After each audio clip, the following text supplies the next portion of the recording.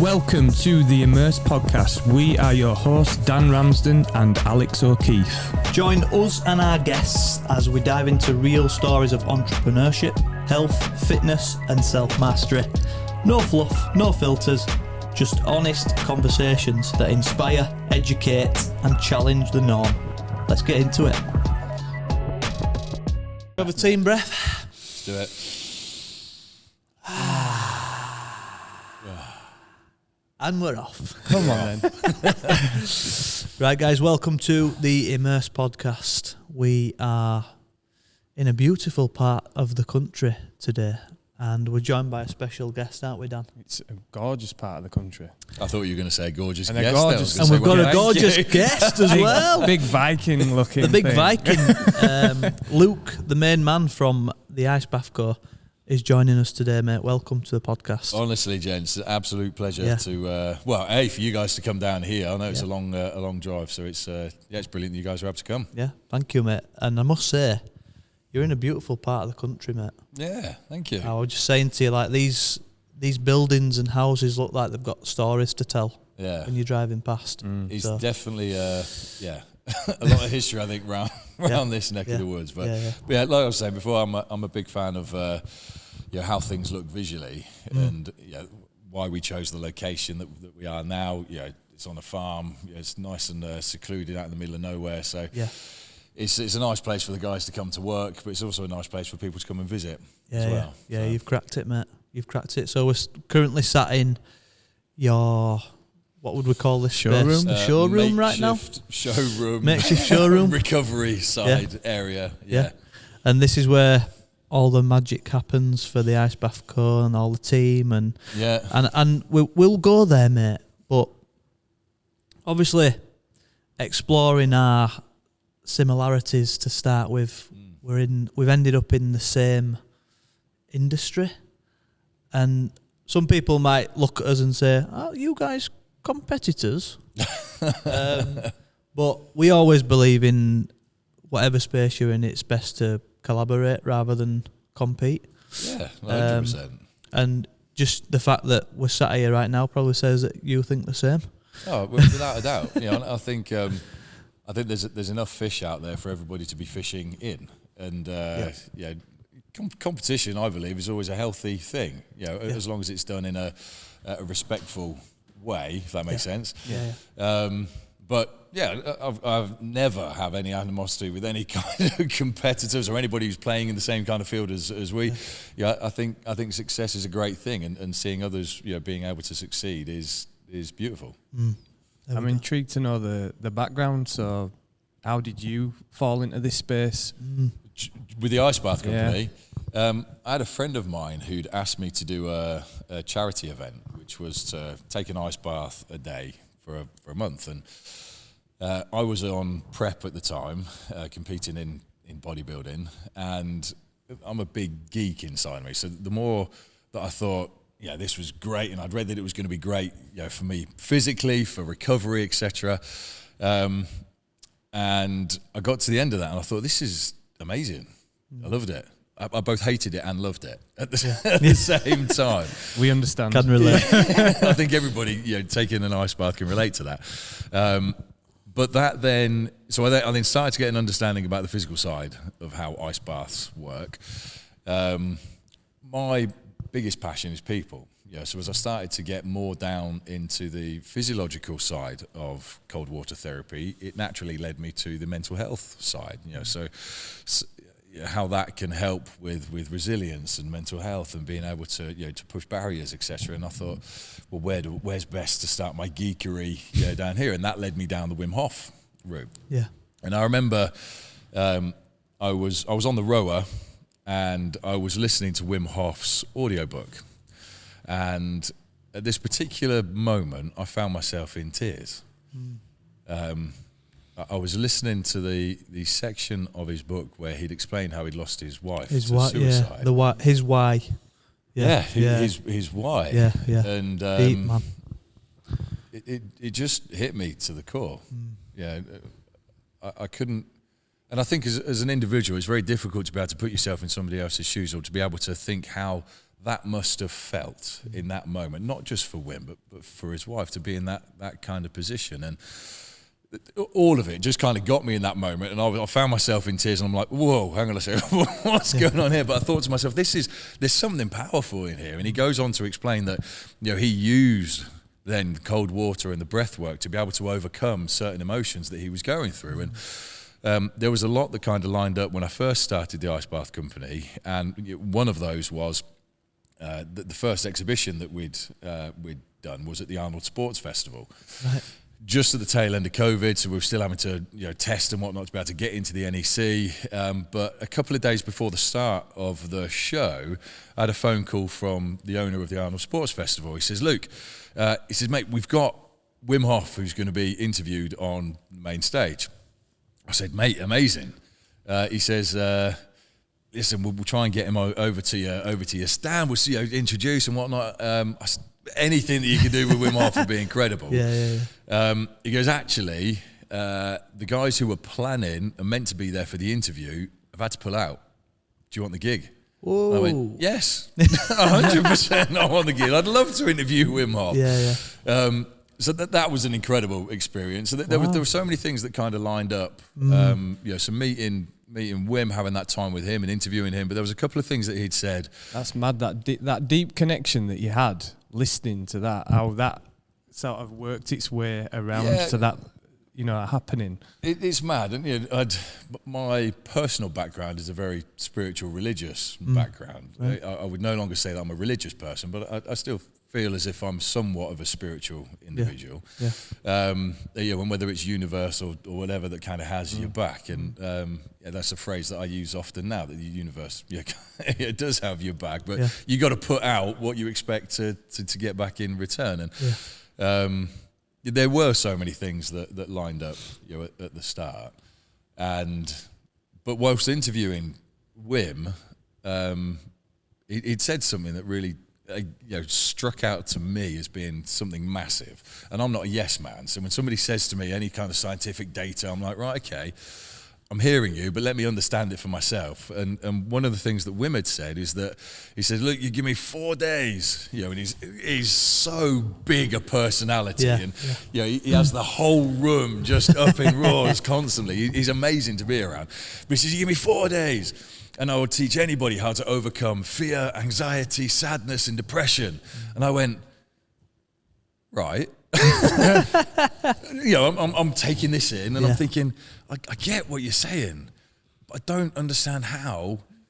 You can say that arguably 4 of the largest human emotions that we can feel, right? Fear, anxiety, sadness, and depression. And I thought, how can you say that within 4 days you can teach people how to overcome that? And it really got on my nerves for a little season afterwards, until I had a light bulb moment. I had a bit of an aha, and I thought, actually, I completely get what he's saying, because overcoming fear, sadness, anxiety, depression is not about never feeling them. It's about not letting them overcome you. So you are in control.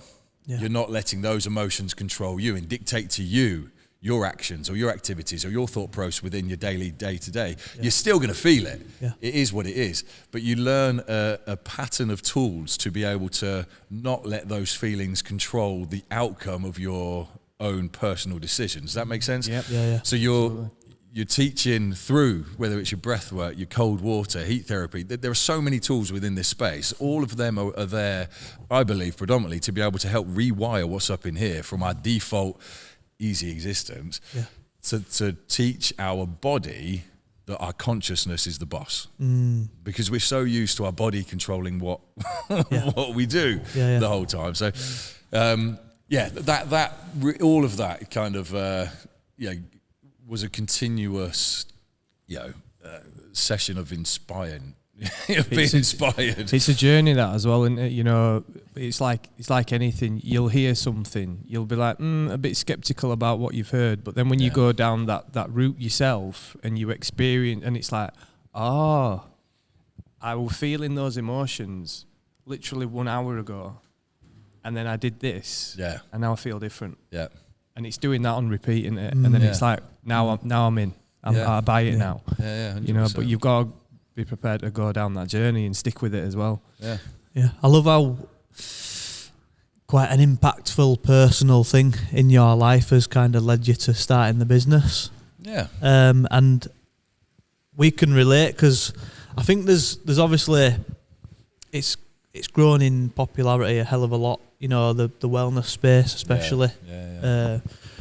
You know, more recently, but the ones that are in it for the right reasons, you can tell, because it's like they've been impacted like in their own life in some sort of way, and now it's like 100%. Okay, let's like we want to be a part of this and spread that, you know, that good gospel and have a positive impact on people. And that's what I can see in you, mate, and that's the same as us. It's like we're driven to help make a positive impact in people's lives, literally. And it just so happens we've got products as well. That's it. Yeah. Do you know what I mean? That's it, which is perfect alignment. Yeah, exactly. Yeah, I think the biggest thing, you know, especially in business, is understanding that people work and people buy from people.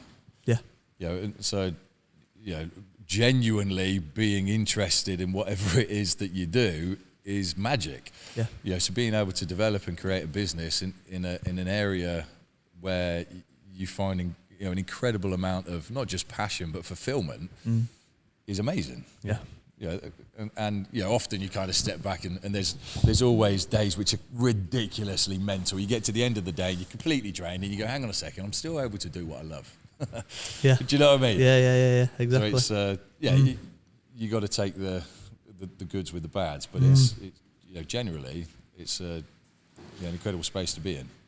There's one thing that you mentioned earlier that really struck a chord, and it was like you said, you geek out over something, and when you do, you'll go all in on that, and that's what you've done with your products, and you've taken full ownership from design to build of your own products, because you want to know where it's coming from. We had to learn that lesson hard and fast, you know, but it's that integrity in it of understanding your products and putting the right things out there that you know that are going to work long term.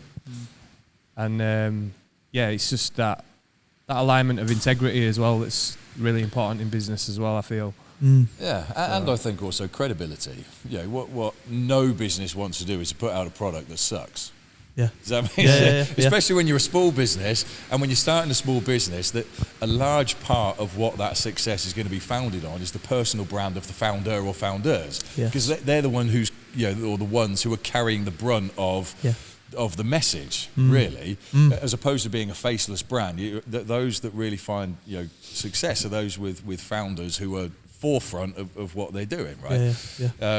So when you're passionate about it, you need to be having a great product to back it up with. Otherwise your credibility goes overnight. Absolutely. So, you know, right from the design concept to going through what the bath wanted to be looking like, the height of the seat, the fittings that were used, the ability to be able to, you know, at the time there was nothing around that had any kind of chilling system. So being able to connect and work with a manufacturer to be able to develop a heat pump that could also not just heat but reverse that and cool at the same time, and down to the temperatures that we cool down to, there was nothing was available at the time. So it was working with the manufacturer to be able to get that all done. There was no drop shipping involved. It's grassroots start of the process. So I remember when I was first designing it, as soon as I'd go anywhere, I'd get back home, I'd go in the garage, and I'd pull up the steps for the ice bath, and I'd just sit, and I'd look at the ice bath. I had the ice bath developed before I then started the process of connecting the chiller and how that was going to work and etc. So, and I'd just sit, because I had to visually see in my head what the next stage was, what I wanted that partnership to look like between the chiller and the ice bath. And there were so many times I'd heard the kids say, "Oh, there goes Dad to go and stare at his ice bath again," because it was just a thing. You know, when you're in that design process and you're trying to figure out the best way to be able to make something, you know, for me it's got to be as idiot-proof as possible. You know, if it's as idiot-proof, it's as simple as possible to maintain, not just for us as a manufacturer, but for the end users as well. But yeah, I think that credibility is hugely important. I find it fascinating that you started there, whereas for us guys, you know, people that might know us from your network, we started with these shitty little that's being polite. drop shipped Very polite. plastic ice baths. Yeah. But for us, you know, it was his first. Just to go back a little bit there, I did a 30-day challenge as well in a Lumi ice bath. Perfect. You know, shout out to them guys. I don't know. Well, they did great. Yeah, that's a different story. Yeah, I think Lumi as a business, I think have been amazing at being able to bring cold water to the masses. Yes, does that make sense? Yeah. So whereas when we'd first brought the ice baths out, it was, I don't even remember at the time, $3,000, something like that, because we had the ice bath, the chiller system, and everything was integrated. And nothing's cheap to manufacture. What Lumi did, yes, it's still brought in from China, but what they did is they made it affordable for the masses to be able to buy an ice bath that somebody could put their toe into, metaphorically speaking, and see how you get the benefits of yes, it. yeah. Straight away at a very basic entry level position. And that's where we started. Yeah. In our defence, the prototype and things, you know, we crash tested it, we dragged it around, and we were happy with what we got. As the volume and the relationship started to continue, the quality started to drop, and that was the problem that we were facing. And then quickly we had to try and redesign. Like you say, we were stood behind a product that we really weren't happy with, and it didn't align with the message we were trying to push. So that's kind of where we've ended up quickly pivoting and progressing fast, shall we say, within an industry, and we've ended up, you know, fully bespoke saunas now. You know, like what you guys do, and but just going through that, like you just skipped the process of that, and you just went to like, right, I'm going to sit there and design it myself. And I'm just interested in that process because I remember looking at obviously people in the industry at the time when we were doing it, and you guys were the ones like, whoa, these guys are into something different, the premium product. Like, you were just like far ahead, it seemed, you know, compared to others in the industry. So, well, I think when you start something from scratch and you don't go, right, I need to, you know, ice baths look amazing. Let me see if I can find a manufacturer, and you just have a vague idea as to what you want it to look like. You get it here, you go, that'll do, and sell it. There's far less passion, I believe, in something like that than when you've sat on your garage. You know, I had a double garage, and all of it turned into a workshop at the time. There's very few people as passionate about ice baths as me. I'm a geek. But it's because the process started from the very start. It started from scratch. It started from paper. My background previous to the ice bath company was in engineering. It was product design, manufacturing. It was in conveyors and construction hoists, a very different kettle of fish to what this is. But the process was very similar. We had often had customers saying, well, this is my problem. I need to get X product from here over to here, and we had to design conveying solutions or whatever it is to be able to meet that. So the process of having a problem and developing a product was kind of already ingrained. You were well set for that, weren't you?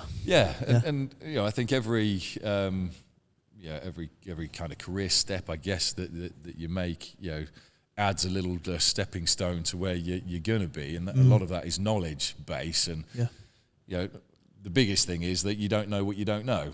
You know, so if you don't know how to design stuff, your first idea isn't going to be I should design one. It's I need to find one that's already manufactured to then be able to resell. Does that make sense?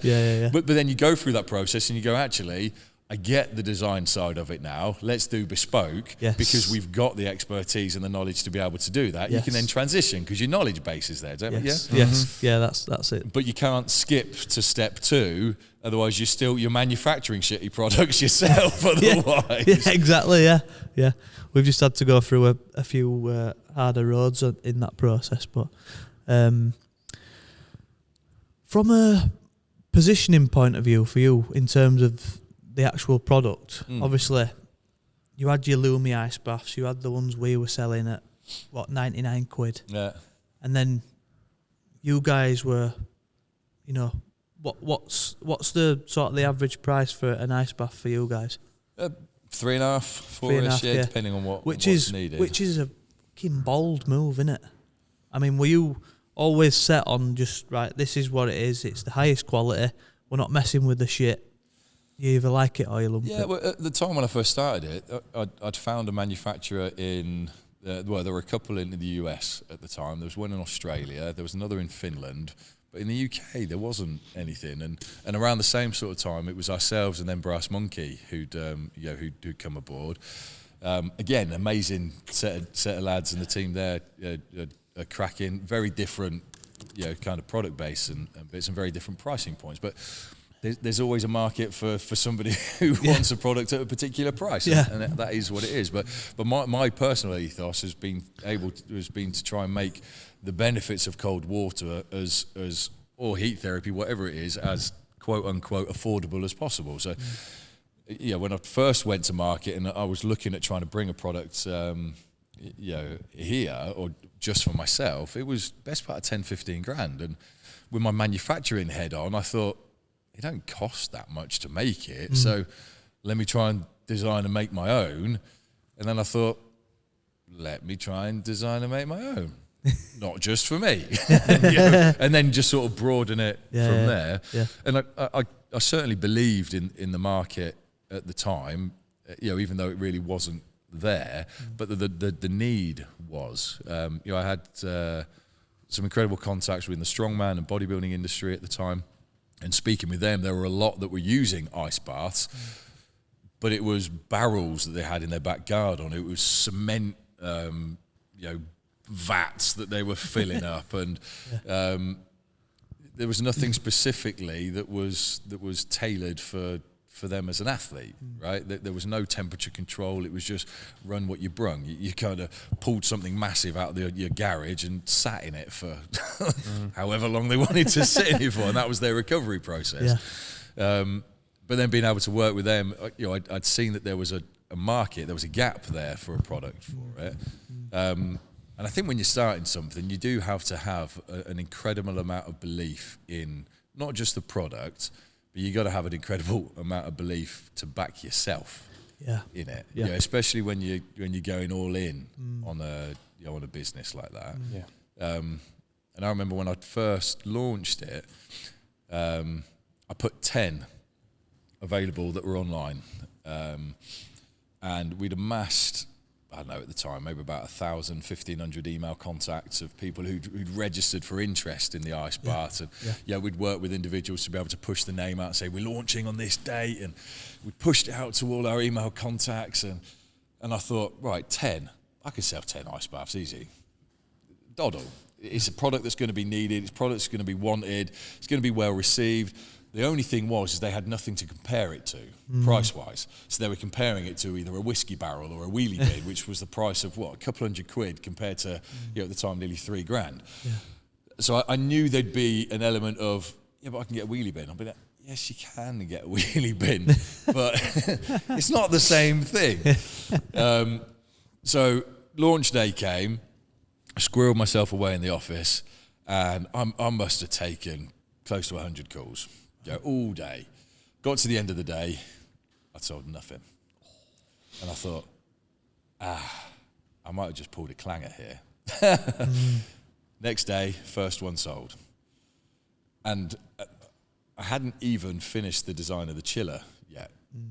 So all anybody had seen was the design of the ice bath, which was completed. I knew that if I gave myself an 8-week lead time, I could get everything completed, get everything done and dusted, and the customer behind the scenes wouldn't know anything, anything else, because that was just pressure on me to be able to make sure product was set and ready for when delivery dates were confirmed.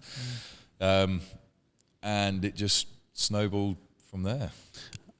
How did that first one feel? Mate, it was incredible. That was the moment where concept of idea, you have the expense of everything designing the product and going through that process. And I only launched it when I did early before the chiller, because I'd run out of cash, really, to be able to stay. I needed funds coming through to keep this going on. And thank God it worked. But that first time, because the individual who bought it, Adi Monks was his name. Big shout out to you, Adi. Big shout out to Adi. Good lad. Much love, my friend. He'd not actually seen the product. Nobody had ever seen the product. They'd seen a picture. Yeah. So they were buying into, like we were saying earlier, they're buying into the product, visually what the product looked like. They were buying into conceptually what the product was going to do, and they were buying into me. You. Because they'd spoken to a human on the phone. They'd spoken to me about what this was going to look like, how it was going to work, et cetera, and there was confidence enough there to be able to let go of the best part of $3,000 after looking at a picture. It's mental. Can I just rewind a little second there? Excuse me. And Yeah. How did it feel when you were grinding out all day, making all them phone calls, and you'd not sold one? How did that bit feel? You've got to. My on switch is pretty big. So when I wake up in the morning, I'm pretty on. I'm naturally a relatively positive person, and if something doesn't go my way the first time, it will the next time. Nice. And it may not do, but I believe it will. Yeah. Does that make sense? Yeah. And that's just part of the way that my build-up is. Yeah. And where does that come from, do you think? in all honesty, it probably stems to a large extent to what was a previous life of mine in a religious context. I was a missionary for a church. Yeah. Whoa. So I was actually French speaking. I lived in Switzerland and the east of France for 2 years. Whoa. Yeah. Cool, man. Yeah, personal stories. Yeah. Quite wild.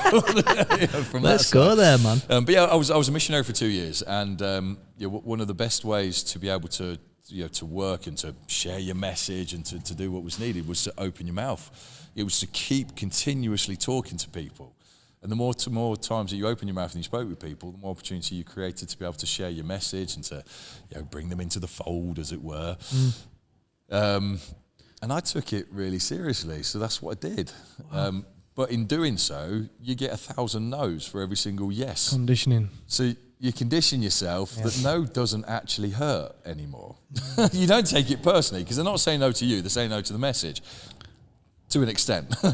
But when they say yes, it's gold dust. And there was no better sales training that I could have gone through than spending my time as a missionary, because it conditions you. Wow. It conditions That's you. really interesting. That is so interesting. Like, I'm seeing like similarities in this space between people who are open spiritually, shall I say, to people that are actively doing this daily. There's a connection there somewhere, mate, and it's just mad that you've explained that. And whereas you've been religious in the past, I'm kind of leaning that way a bit more. Yeah, great. Like recently, I've never been religious. Yeah, Always really? been that. Always been spiritual from upbringing with my mum. Talking about karma and all this type of stuff. Just gently putting stuff in there. But I'm opening myself up to the world of faith a bit more recently. And love it. Yeah. So love it. Just explain then. You say you're not really in that space anymore. No, I left. I was in church leadership for a season, and I looking back on it, I'm not one to look back and regret. A lot of the what I went through has developed me into the person that I am today, into the man that I am today, and so I wouldn't change that. Yeah, that is what it is. But I do think the concept of, well, to caveat this, I think there's a few things that people really don't like discussing. Firstly, one of the biggest things that people don't like discussing is religion. Secondly is money. And thirdly is probably to talk openly about their relationships. Does that make sense? Yeah. So speaking about religion, you'll have a load of people go, oh my God, here we go, no pun intended. Yeah. But I think having an open mind to the fact that whether you're somebody who's been religious and then not religious, or who's not been religious and going into religion, or just been exploring that, I think the key really to life and whatever. Sorry to interrupt this amazing conversation. We've just got a quick message for you. At the heart of this podcast, Dan, is human connection. It sure is. And now it's amazing for us to say that we also build fully bespoke saunas from design, build and install that also promote the exact same thing, mate, human connection. There's a theme here. There is. And all built to last, like we just keep saying. We wanted to provide products that last a lifetime, not just for a matter of months. Yeah. That's exactly our ethos and our message. So we wanted the products to match that, and they are the highest quality, the highest form of timber, the best quality heaters, and tempered glass to suit. Wow. We've not spared expense there, mate. If you're thinking of upgrading your space, whether it's your home, business, studio, wherever you can fit a sauna, basically, we can build it for you. So visit us website on immersesaunas.co.uk and we'll take it from there. We look forward to building your dream sauna shortly. Oh yeah. Whatever it is to have an open mind to anything, and if there was one day that for me, God, sent a message to me to say, Luke, actually, do you know what, mate? I'm here. Yeah, this is the path for you. Then I'd be open to that. That's not happened, but I'm not to say that something like that wouldn't ever happen, and I'm open to that being the case. But my journey has led me sideways. Has led me elsewhere within that sphere.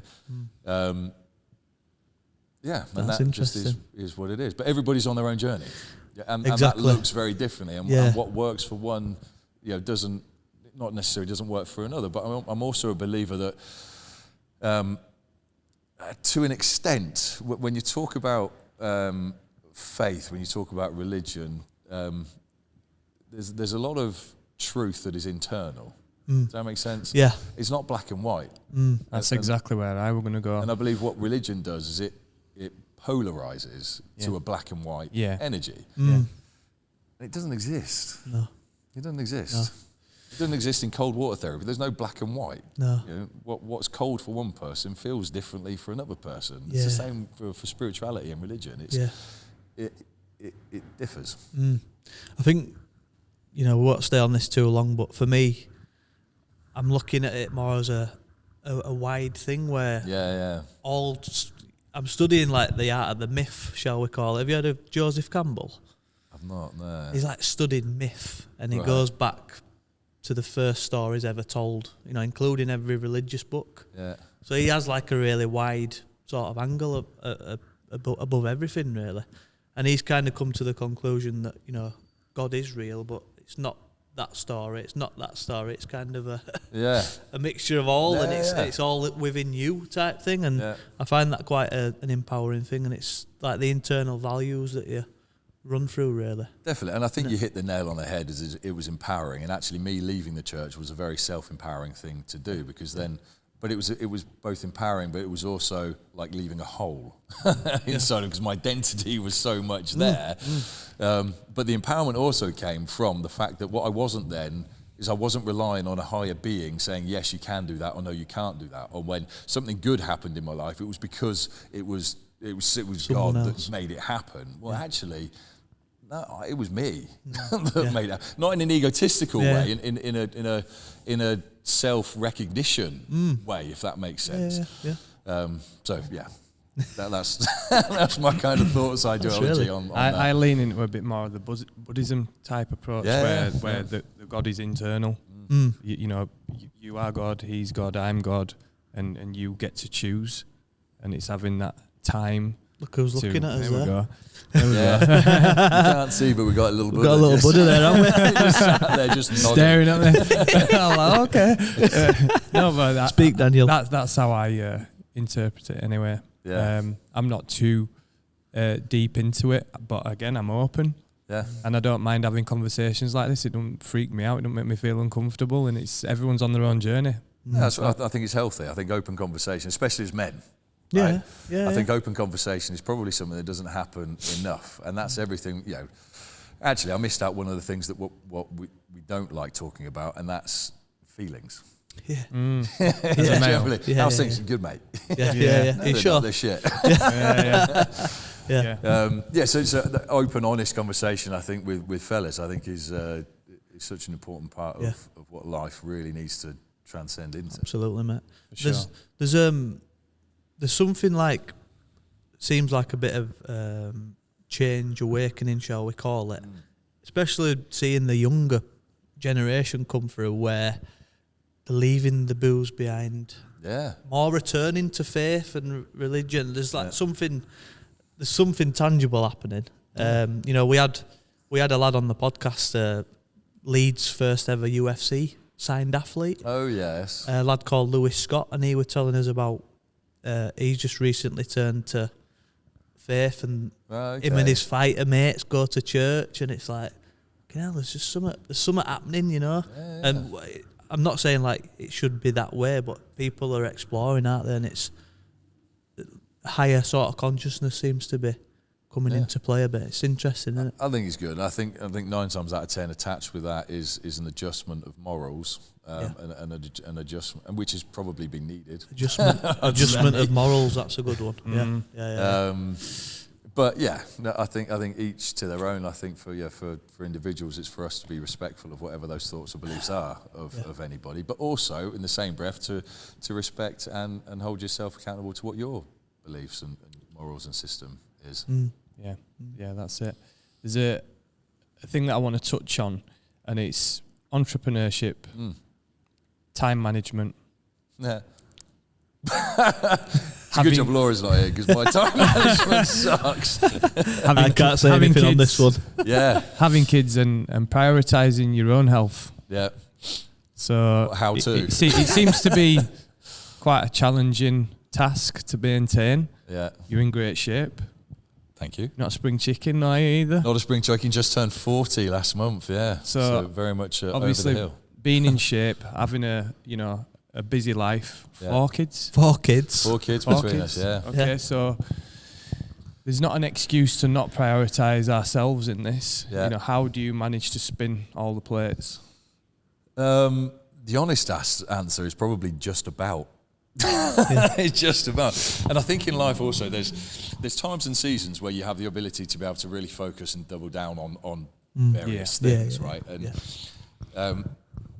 there's honestly no bigger thing in my life than it is to both being a partner and dad. And those two things first and foremost are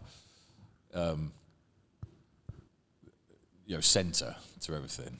I'm in a very fortunate position where I work with Laura as well. And a lot of people will go, there's not a cat in hell's chance I'll be able to work with my partner on a day-to-day basis, especially as an entrepreneur, because there's not always things that we 100% agree with. But the magic is that actually most of the time we do. We're very, very aligned in what our vision is for the business, for structure, for how things are, for staff.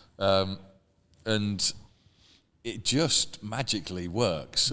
But you've got to prioritise time for yourselves, in your relationship. You've got to prioritise also time for kids, and you've got to prioritise somewhere, in all of that, time for yourself. So whether that is going to the gym, whether it's going to the shops on your own, or whatever that looks like, and sometimes are easier than others to be able to do that. And I think as individuals who are proactive about wanting others around you to feel great and to support others around you, the number one thing that drops is yourself. And that is what it is for seasons, right? So it means that going to the gym is less frequent than maybe you were beforehand, or that you'd want to be when you're in a tip-top condition, right?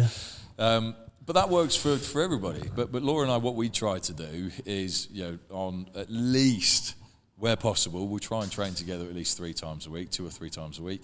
Nice. And that like anger training. No, well, don't talk to me like that in office. Picking your deadlift up. Yeah, it's. I don't know. It's just magic. That's I think great. When you find somebody that is so well aligned with that you're vibing with all the time, who's as passionate about what you're into as you are. I can't stop smiling because it is magic. It's like finding a superstar that you get to then do life with. That's great. But how is it done? Just about. Yeah, there are weeks where we're at the gym maybe once a week. There's other weeks where we do manage to scrape through, and you're able to train 2 or 3 times a week. But the thing is, for me, health, fitness, and bits. A lot of it is how you eat, and that's the easy bit to control because you have full control over what you eat. So whether you're training or not, you still manage and maintain to a large extent by the way you eat. So if you're eating shit, you're gonna 9 times out of 10 you're gonna look like shit, right? Or you're not going to be performing or being as healthy as you really can be. Yeah. There are those who have got a silly metabolism, and thankfully I'm one of those where I can eat a little bit like a pig and still stay relatively lean. My metabolism still, thankfully, hasn't slowed down and caught up with me yet. Where are you on a calorie standpoint? Because let's put into perspective what you're 6'3". 6'3". Oh, it's a big old unit. I think 95. 106. 106. Whoa, you're off there, Dan. Sorry, mate. Sorry, mate. What you're saying is I look skinny, thanks. Yeah, about 106 kilos at the minute, which is That's still... because you're lean though as well. Like sometimes it's an illusion. When somebody's lean, they look a lot bigger than what they are. Yeah. So that's where I was going with that. So I'm trying to dig myself out of this hole quite nicely. But for me, I try to judge it as to how hungry I am. If ever I'm starting to feel hungry, I'm not eating enough. So I did go through a long phase of calorie counting and making sure that I was consuming X amount of calories to maintain where I'm at. But I knocked that on the head a good while back, and just judge it by if I'm hungry, I'm not eating enough. So I'll eat when I can eat. And just eat a lot of it. I'll keep it relatively clean. We'll always cook dinners, in the evenings at home. Lunch will be relatively clean as well. Breakfast is nice and easy to be able to cook and do bits, and then snack, on the relatively healthy bits. Don't show the eclairs that I just chomped down on then earlier. But again, it's relative. Yeah, balanced and moderate. Yeah, I think balance is, and especially when you're in a relationship as well. You both got to be very mindful about where the other one wants to be. I'm very supportive of that. For us, it just works, and it's easier at the minute to train together. So we'll drop the kids off, we'll do the scoring in the morning, we'll go to the gym, have a good session, and then we'll head into work and we'll crack the rest of the day out and get things going. And what we don't have is we don't have a life where it's 9 to 5. That I think when you're an entrepreneur, that doesn't really work. A lot of people say, I want to be an entrepreneur. It means I've got all the freedom to do X, Y, Z. Really, because what you end up doing is working even more hours than your average Tom, Dick, and Harry. So it's back home, getting the kids, sorted, ready for bed, and being with them. We've got dance clubs and all sorts going on, and golf practice, but then you get to the end of the day, kids are down. We have a debrief and just generally how things are between us, but how things with the kids, what's going on. And then 9 times out of 10, it's back to work. Yeah. And you're working on bits, various projects. We've got a lot going on behind the scenes at the minute. Is this on an evening time? In the evening, yeah. Right. Okay. Yeah. So on the rare occasion, we'll just sit and just mong. Yeah. And just you need that though. You do need that mong time. There are other times it'll be you're just separate and you're just sort of monging and doing whatever it is that's needed to be done. But just I think when you communicate and you know that what each other's sort of goals are, whether that's physically, whatever that looks like, and just working with your kids, enjoying time with your kids as well. For me, seeing the little ones, and not so little ones. I mean, oldest now is 17, going on 18. Is he'll be graduating college this year and then off to university. Wow. I'm saying that's what makes you feel old when you it's crazy. You've got a kid that's going to university. Yeah. But I couldn't be prouder of any of them. They're amazing to be around. I love being a dad. Yeah. And I think when you're passionate about something, and when you love, whatever it is you do, whether that's being a dad, whether it's being a partner, whether it's being an entrepreneur, no matter what it is, you make time for it. Yeah. If it's important to you. Does that make sense? Yeah. So if being an entrepreneur is important to you, you end up spending a lot of time doing work on your business. But actually, if being a great partner is important to you, you end up spending a lot of time being a great partner. Or if being a dad is important to you, you spend a lot of time being a dad. And in each of those different areas, the thing that I try to hold myself accountable to is presence. And in no matter what area that's I'm a tough doing, gig. It's a massively tough gig, and this is your biggest thing that's going to take you away from you. But respecting the situation enough. So and by situation, it's respecting the fact your position as a dad, respecting your position as a partner, your position as in work or as a colleague, whatever it is. Respecting each of those enough, and the individuals that affects enough. To give that level of presence, for me, is my be-all and end-all. If I can get to the end of the day and say, do you know what, in each area of life today, I've given a solid amount of presence in each of those, I'm a happy boy. Yeah. Do you struggle with that, honestly? Yeah. Hugely. Yeah. And I think the biggest thing that for me I always struggle with is that I'm never doing enough. Either I'm never doing enough, or that I'm not performing. Maybe performance is not the right word, but I'm not doing enough as much as I can be. I'm not showing up enough. I think you can always be in your own self-critic, and there's lots of times I'll be in the bath at the end of the day and just go, I'm just drained. Yeah. We had this conversation in the car on the way down, didn't we? Yeah. That not enoughness kind of feeling. Yeah. It was me having an event about one of mine, and am I doing enough is the question I have to myself, and it's like, it's a tough one. It's a tough one, but I think when you're an individual who holds yourself accountable to it, if you don't hold yourself accountable to it, it's pointless even thinking that way, because what you've got to have, and when you think that way also, I think what you have is a level of self-awareness. But self-awareness is one thing, but acting on that self-awareness is something different. But I think also not getting caught up in it too much, because you can end up dragging yourself down instead of pulling yourself up. Does that make sense? Yeah. So if that's something that you dwell on, as opposed to thinking about, well, okay, what actions can I do to just do something a little bit better? What questions can I ask to do better? So Laura and I will send each other reels of of some ways that the parents have been able to connect really well with their kids, and we're like, oh, that's amazing. So trying bits like that to be able to do that with any of the kiddies. But it is hard, and often, as unalone as you're not. You know that you've got your partner, you've got your kids, and you're not ever alone. You can feel it, and that pressure to be at 100% of the time, is there. Yeah, because no one else is stepping foot in your shoes, are they? So it's your pressure. Yeah. It's 100% your own pressure, and I feel it as well. Yeah. Constantly sort of, it's a juggling act, isn't it? Yeah. Because you've only got so much energy in a day. No, that's right. And it needs to be distributed evenly across all aspects. What's one thing you love about being a dad? Time. Yeah. I remember just the other week we had some friends over, and I love seeing kids be kids. Yeah. Yeah. So even the older two. So Miles is 17, Jacob's nearly 14, and seeing them running about the house, playing tag and playing hide and seek, and just being kids. I think nowadays, kids are expected to grow up so quickly.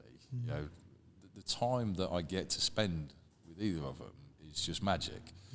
The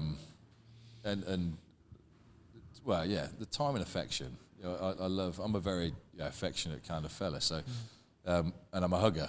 Yeah, so Amen, all of mate. the kids, we're all huggers. We're hugging, we're telling each other how much we love them. It's right. You know, even the older boys, doesn't matter where they are, whether they're having their hair cut, whether they're at school, whether they're with their mates out, whatever. It's always, yeah, love you, Dad, see you later, bye. Yeah. There's never a time where it's just, yeah, right, bye. It's always, you're always sharing that remembering line of affection that actually, I love you, mate. Yeah, that's big. Yeah. That's big, mate. Yeah, it is. It is. I do that on my boy still. When he's it's good. On a morning, go in, give him a rub on head. Morning, mate. Give him a kiss on cheek. How you doing? Yeah. You know, just it's simple, isn't it? But I guess it's just reassuring for them knowing that they've always got that constant. Yeah, of course it is. And that's all you. Ultimately, when you question yourself as a parent, as long as you keep doing that, that's ultimately just going to always anchor them, isn't it? Yeah. You know, that's what we can only hope anyway. Yeah. I want to go back into the ice baths. Sure. So you do something quite unusual. Go on. And you have an ice bath at the end of the day. I do. So do you want to tell us a little bit about that and how does that work for you? Yep. Because a lot of people would be like, what? I know, it's like a shot of espresso. Why would you do that? So most people take an ice bath first thing in the morning. Yeah. You know, it was their sort of morning, adrenaline rush and the bits. Did not work for me. Did not work for me. And so, my kind of ice bath routine, I hate it still. Actually, getting in the ice bath is always going to be a difficult thing. I don't care who you are. It's uncomfortable. Yep. Yes, you'll feel amazing afterwards, but getting in it is brutal. It's just brutal. Yeah. It's brutal on the head as much as it is on your body. Actually, jumping into the. Sorry to interrupt you there, guys. We've got a massive announcement, Dan. We've managed to partner with Pure Sport, which is one of the most exciting brands at the minute in the UK, my friend. That's it, built to last, in it for the long run, as the hashtag says. All the similar sorts of messages behind the ethos of the brand, and it really fits in alignment with us. We know that they're athlete tested. Even Lucy Bronze is using their products. She's a friend of the show. The magnesium and the ashwagandha and all those other products that are related to recovery are super useful for me right now. I'm really feeling the benefit. The electrolytes is definitely the best I've tasted. They're the best I've tasted as well, without sounding biased, my friend. But yeah, it just lines up with everything that we preach, mate. No shortcuts, just solid daily habits that actually make you feel better. If you want to try these guys, use the Immerse 10 for 10% off at the checkout. Now back to the episode. Sorry for interrupting you there. Crack on. Let's go. The thing. Yeah. But yeah, I'd started doing ice baths at night and found that very quickly, actually, I slept 10 times better than if I didn't take an ice bath. And like I said before, I'm a big geek, so I'd monitor my own sleep patterns and how that works and how I felt, how well I slept. And has always been the case that if I have an ice bath before bed, I will sleep 10 times better. There's actually two things, and the biggest thing is my head, because my head is always on. It's always thinking about what's coming up, what I didn't do in that day. It's always running what ifs. Yeah, but what if this happens? Yeah, but how can I stop that from happening? It's busy. Yeah. It's a busy space up there, right? So, and if I don't have my ice bath, it gets even busier. And when you, for whatever reason, you can be going throughout your evening routine, your head's been pretty clear, you hit the pillow and it goes bing. The light goes on, you go, oh shit, I ain't going to sleep. I'm not going to sleep. Yeah. This is me now. Yeah, but I think there's certain times in life where you find those magic things that calm your brain, and one of those was is the ice baths, and the other one's been Laura.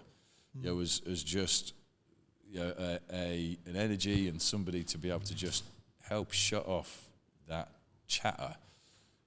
When you got that kind of connection, it's just. I love the way you speak about your missus, mate. Really nice.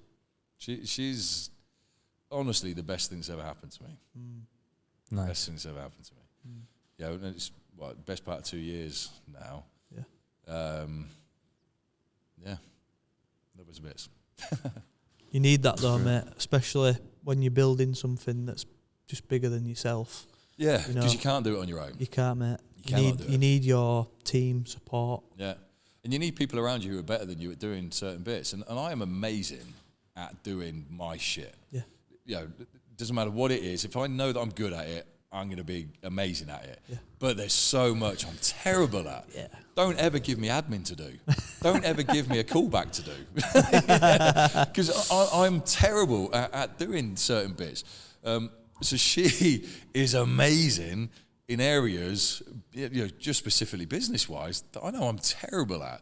So working in partnership with her on projects is just like gold dust, because I can crack on with the stuff that I know I'm amazing at, and know that everything else she's got completely tied up, because she does what she does 10 times better than I could ever do. It's like you got the yin yang sort of boxed off there. The synergy is just amazing, yeah. And we've got some incredible sort of plans moving forwards as well with business. And when I first started the ice bath company, it was obviously very niche to ice baths, and we'd branched out into saunas, and but we're always asked, do you know where you can get X? Do you know where you can get Y? Do you know where you can get Z? Especially when you work in B2B and with clients from a commercial perspective. So. Yeah, we've got an exciting vision, which is going to be coming to fruition very, very shortly. So, stay tuned. Stay tuned, guys. Stay tuned. Stay tuned. Yeah, so we're really excited to let the cat out of the bag on that project. Can you give us a clue? Time wise. Change. Ooh. Yeah, okay. Change. Time wise, we're hoping, again, there's so much work to do, but to have everything ready for start of next month. Oh. Whoa, okay. So with a full rollout. I thought you were going to say next year. No, we don't mess Next about. month. That's quite rapid.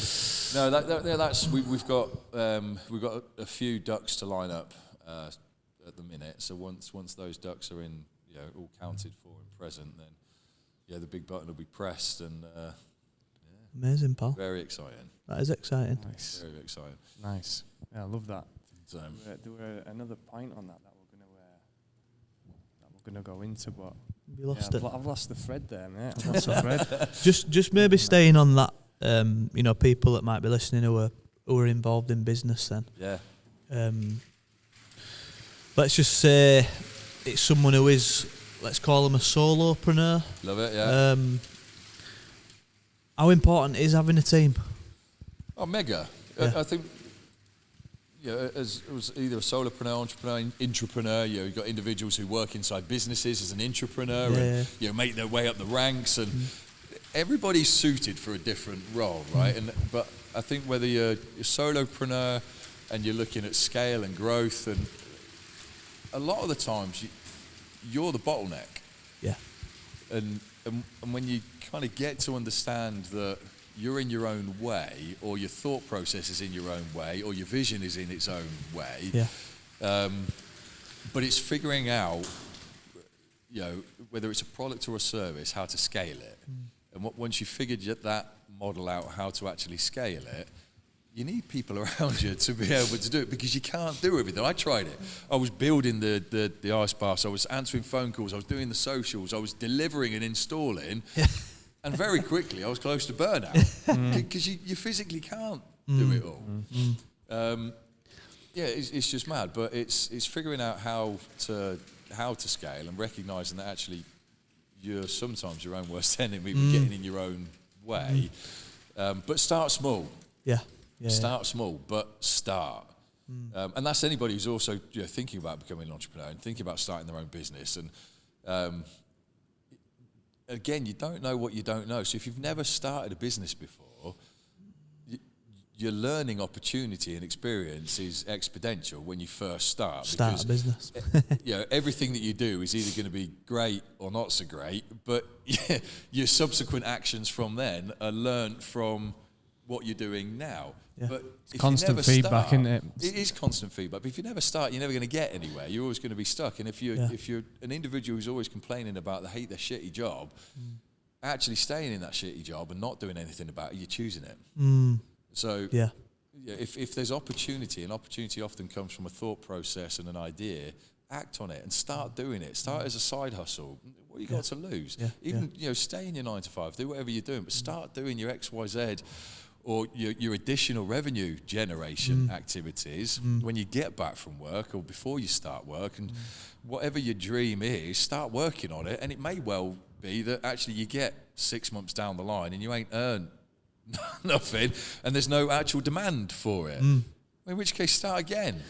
It doesn't mean that you're never going to be a great, individual in business. Learn, invest in education for yourself, and a lot of that is time on YouTube, not doom scrolling, but actually educational content, which is going to be amazing to help you to be able to get to where you want to be. And back yourself. And the great thing is that everyone has got individual experience. Definitely. You've got different experience to me, I've got to you, and even if it's someone who's gone through having different jobs, right, you might have picked up some sales technique in that job, you might have picked up some financial experience, and it all just leads up to where you're eventually meant to be. And that's no one can take that away from you, can they? You've got your own experience, completely unique. That's right, but I think 9 times out of 10 the only person that takes it away from you is you. By not either looking for additional opportunities or not being open to opportunities when they're presented to you. Because it doesn't matter what job you've got, you'll always have a conversation at some point in life when someone goes, why don't you come and work with me? Or have you ever thought about doing X, Y, Z? You're great at doing that. Have you ever thought about doing it on your own? And they go, nah, it's not for me. And that's fine. That is what it is. Don't complain about what you're doing. Knuckle down and really hone into what it is that you're doing and become even better at it, so that your opportunity internally within an organisation grows. Phenomenal. But I've got one for you. Good. But Luke, I'm scared of what other people will think, mate. Mate, everybody starts that way. It's the same that when you first face somebody to a camera and they shit themselves. One of the biggest fears I think that people have is talking to somebody on a camera, because there's nobody there. Literally, there is nobody behind that camera. There's a sorter that's sat there, but you know that there's potentially however many hundreds, thousands of people that are potentially going to be seeing that, and they go, oh my God. What do you say? Once you're consciously aware. What do you say? But when you but I think a large part of that is because of ego. You're worried about what other people think because of your ego. When you let go of that, you don't give a shit. And also a lot of people don't like listening to their voice back. Again, because of ego. But 9 times out of 10, it's because they're not used to actually hearing what their voice sounds like being played back. But you get used to it. It's like any skill. So if you're scared of what people are going to think, doesn't matter whether it's a business project, whether it's a venture, whether it's a social media, something you're looking at launching, it really doesn't matter. Just do it. Because the only person that's got to back you is you. And let go of your ego thinking that other people give a shit, because they don't. Nice. Because they're too worried about their own shit. 100%. Yeah. I will wear stupid Converse. I will wear They're very jazzy, by the way. They are class. Make me stand get them up in the shot. I love that. Look at them. Great Britain. Lauren bought me a pair. Jacob, for my birthday. Bright orange pair of Converse, but they've got a little backpack on the back of these Converse, a green backpack, so I put the keys in there when I'm at the gym and train. That's cool. I don't care. If I see something that I like, I'll wear it. If I don't like it, same with what I drink. I hate beer, so I'll never touch a beer. Ale tastes like piss. From my perspective, you may be great craft beer drinkers, but give me a Prosecco and orange juice all day long. Right? But you'll have loads of people who go, the hell, who drinks that? But I don't care. I'll drink what I like to drink. I'll wear what I like to wear. I'll say what I like to say. I will be me, no matter what I'm doing, whether I'm on a podcast, whether I'm speaking with staff, whether I'm chatting with my lads. And I think when you get to a stage in life where you is fundamentally you, and you don't have different versions of you. Does that make sense? You don't have a work version of you.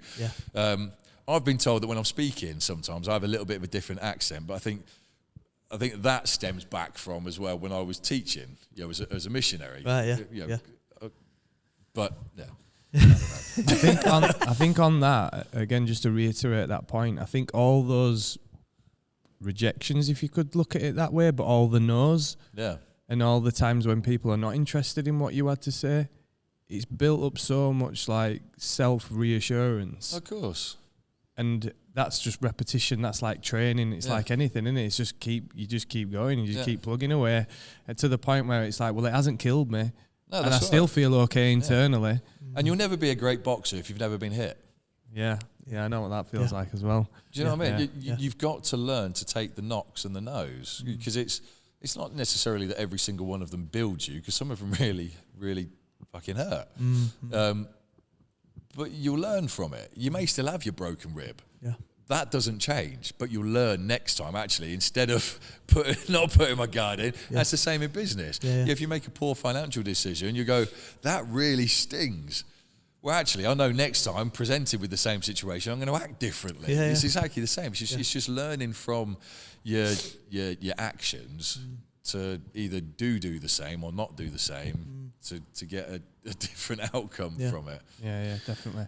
There's one thing that I want to touch on before we wrap it up, and that was something that really pulled me when you said that doing cold water therapy, looking at males, looking at like the normal male or looking at the advanced male in terms of if they're taking PEDs and things like that. Yeah.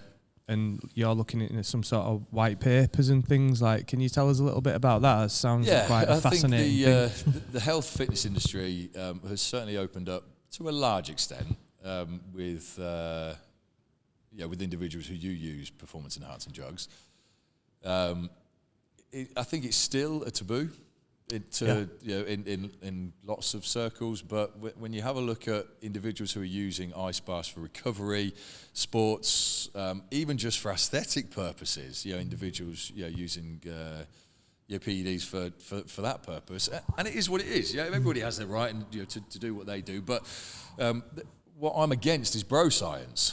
So when individuals hear and listen to either studies or podcasts specifically, from certain individuals, and it's regurgitated information that has been understood in a certain way about a specific paper that individual has understood without context. They then say that in a podcast without again giving context to what the rest of the paper says, but that snippet becomes gospel. And for me, I think it's important to be able to develop a way to be able to see through that and actually give the full spectrum of information. So we've put together a system for ice baths and heat therapy for women, pros, cons, developing a protocol, how the body reacts, how it doesn't react, what you can and can't expect from using those kind of modalities. For men who are natural athletes, so natural men who don't use testosterone or any other, even peptides for that matter, will have a different effect. So for individuals who are natural, training, and how for men, how when to take it, when not to take the ice baths, heat therapy, the effect that it can have on both hypertrophy, strength training, endurance athletes. So it goes into in depth. But what we do is we have a look at the studies that have been used, have a look at new studies also that have been used, but we give much more context as to how it can be used in real life, right? Not just in a bro science podcast that little snippet's been taken, so that must be it. Because actually, no matter what is given in any of these papers, there is no one size fits all. Mm-hmm. So your body composition means that you feel the cold differently to what your body composition feels it like. And for women, it's very different also. So cold is also relative. So 4 degrees feels different to one person than 4 degrees feels different to another. Mm-hmm. That is what it is. Yeah. So it's relative. So it also means that when you're looking at a protocol, it has to be different for the individual. Mm-hmm. But then we're also looking at putting together a set of evidences and paper for enhanced athletes or enhanced individuals, those who don't have a natural hormone range, because your inflammatory markers are so different, which means that the way that your body reacts to the cold water and to the heat is not the same as a natural athlete. So you have a look at some of the biggest guys in the world, right? They're all using cold water therapy. So when you have a look and you're told, well, actually using cold water stints hypertrophy, and you can have a look at some of the biggest guys in the world and they're massive, you go, well, actually real world, how does that work? And often real world is sort of substances that are used. So what we thought is actually let's be open about that and be able to be transparent with those who are enhanced users. This is specifically for men that we've done this for. What is the effect if you do have a raised testosterone level within your system, or you're using peptides or any other enhancement drugs? What does that do to your markers? What does taking an ice bath do to your markers? What kind of effect does it have on them, if any, and why? So that's everything from looking at your macrophage, how that works with inflammation and cleaning up cells, to new creation of cells and protein synthesis, and it literally everything that you'd see markers different within an enhanced athlete to a natural athlete. Does this include sort of prescribed TRT as well? Prescribed TRT up to what would be a physiological range. So if your TRT level is taking you up to what would be, even if it's at the top end of a natural physiological range, then your body will react in the same way, because whether it's naturally produced testosterone, whether you're introducing your testosterone, it's the range that's the important part of it. So if you are within a physiological range of what you would be anyway, if your body was naturally producing its own testosterone levels, great, your body's still going to react as if it was a natural athlete, right? It's when you're working in super physiological ranges, so a TRT plus, for example, or you're going on a higher cruise, or even if you're blasted, whatever your kind of stack or your protocol is looking like. So if it's within TRT range, and TRT being physiological clinical normal range, then your body will react in the same way as what a quote unquote natural would do anyway. To an extent, because if you have low testosterone, your body's going to be reacting differently in the first place. And those who do have a lower level will feel that, whether that be from a mental health standpoint, or whether that be physically, on how that works. So moral of the story, get your blood work done. It doesn't matter whether you're natural or not a natural athlete. I think your blood work done is very, very sound advice. Not just get your blood work done, but get it done by individuals and companies who are well suited to be able to offer you advice on what that looks like. Whether that is just from a standard marker point, or whether that is from a hormonal perspective. And just generally remember that there is no one size fits all. And that's with all of this. So if you want to spend 20 minutes in a sauna, because that's what Andrew Huberman has said, I need to spend 20 minutes in a sauna, but you just started doing a sauna, you spend 20 minutes in a sauna, for the rest of the next day you've got a banging headache, you go, sucks. Yeah, not getting back in. I'm not getting back in again. You're stopping it. Yeah. But just remember that the way that your body reacts to an external stimulus is not going to be the same as the next. It's the same when you're a PT. The way that one person bench presses, they may have an incredible response to that. So the way somebody else does a bench press, and they have a terrible response to it. Or leg extensions, their quads may react incredibly to leg extensions. But actually, another person squatting is going to be amazing for quad development. Everybody's body reacts differently to a different stimulus that's there. What's actually been discovered then? So in terms of someone that's an enhanced athlete using PEDs and someone that's not, what's the results in the cold water? Suppression is almost not there. So when we have a look at inflammatory markers, for example, the way that our body reacts to cold water is what it does is it stops natural inflammation. And inflammation to a large extent is not a terrible thing, right? You need inflammation, and then there's certain systems in our body which help not just clear out rubbish toxins that's in there, but then also promote new cell growth, okay? But you need inflammation to be able to do that.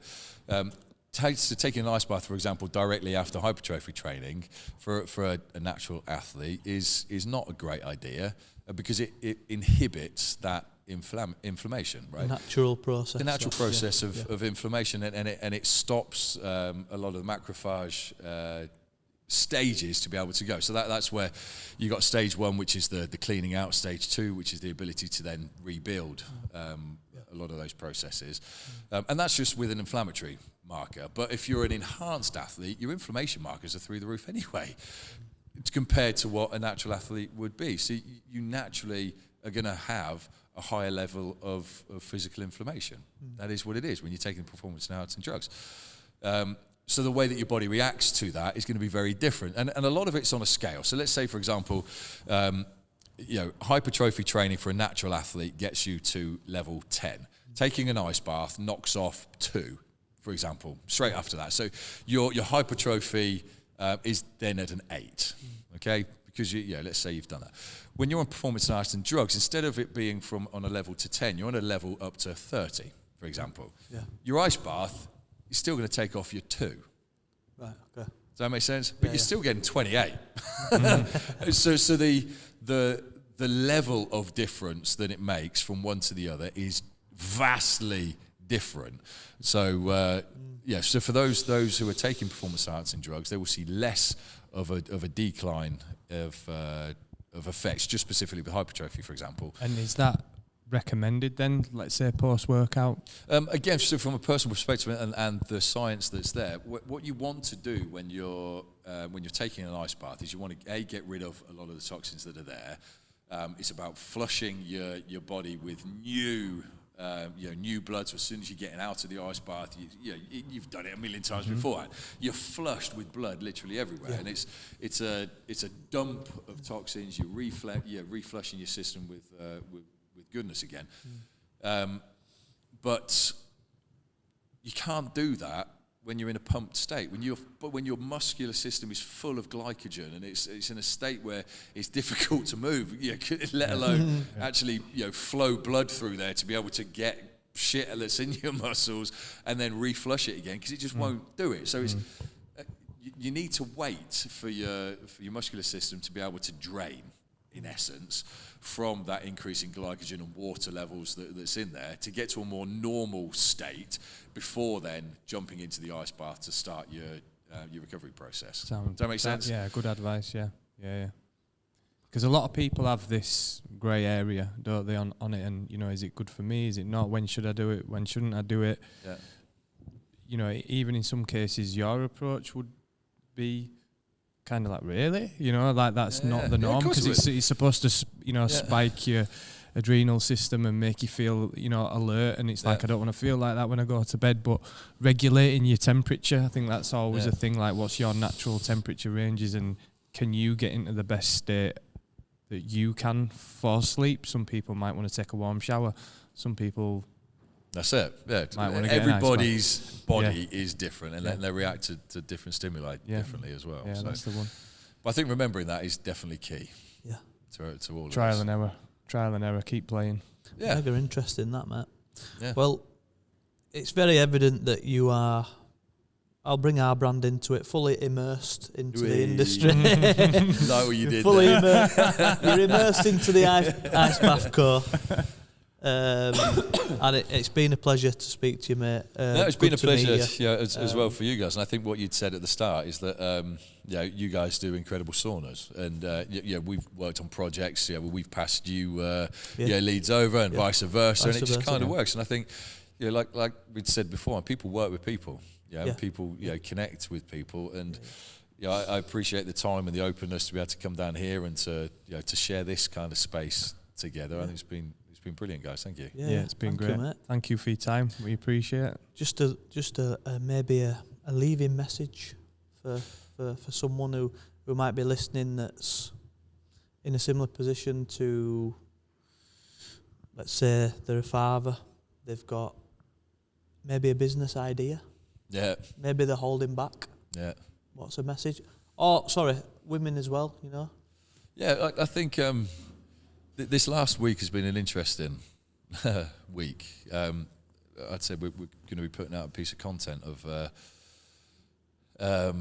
helping somebody who's in need right at this present. And I think there's 4 words that really ring out true after going through this last week, and after going through speaking with so many people also about everybody's on their own personal journey.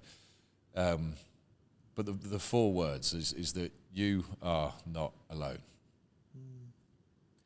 And that doesn't matter whether your space is, you're wondering whether you're feeling like you're alone as a dad, or whether you're feeling you're on your own as a business owner or as an entrepreneur. You're not. Look around you. a lot of the time, what makes you feel like you're on your own again is your ego.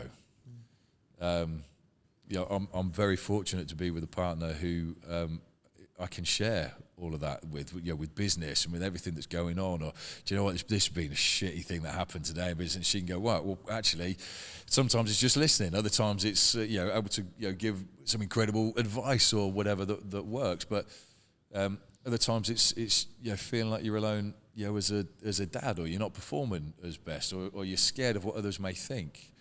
It don't matter. You're never alone. I think, when you first and foremost, when you back yourself, you've always got to back yourself to the moon and back, right? Yeah. But also recognize when there are those around you who want to help. Yeah. Because I think often I'll say this as a man, I think often as men, we want to help those around us to be able to, to be better, to be able to lift somebody else up, because it helps us. But stopping that from happening to those around us who love us and who care for us, and we're not humble enough to be able to accept, help or support. It's hard. Yeah. It stops them from being able to feel that same. Feel that, the sameness, and that's certainly something that I've had to learn through my kind of time. But I think being open to others' help and recognizing that you're not alone is definitely a big help. That's awesome. And just go for it.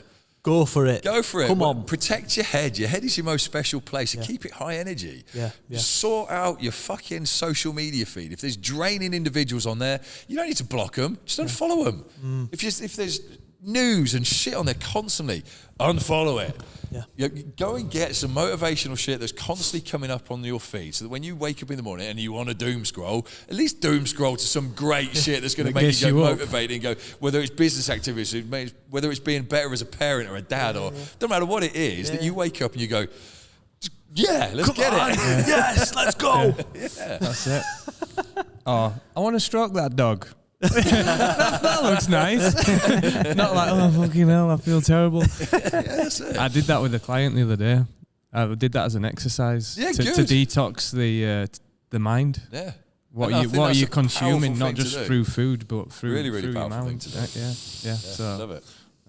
well, James, really listen, enjoyed it's been Thank amazing. You. Thank you so much. Thank you, mate. Huge love to both of you. Huge love to you, mate, and to the mission that you're behind now. Thank you. Sorry, you're on a different mission now. Oh, you did. Where can people find you, mate, if they want to reach out to you? Obviously, follow the Ice Bath Co. Yeah, I mean, the Ice Bath Company is just, our Instagram, your handle's just at theicebath.co. Yeah. Personally, it's just at luke.mace, if anybody did particularly want to reach out to me personally. But yeah, I mean, it's probably the easiest place is the Ice Bath Company, because it's not just me that's running things there. We've got a team that looks after that. So if there is a message that wants to get through, then sing it through. Fantastic. Let them know. Great stuff. Thank you for your time, mate. Really love that one. Cheers, guys. Yeah, it's been amazing. Cheers, Fist bump. Fist bump. Bosh. Stay amazing. Boys, that was great. Thank you.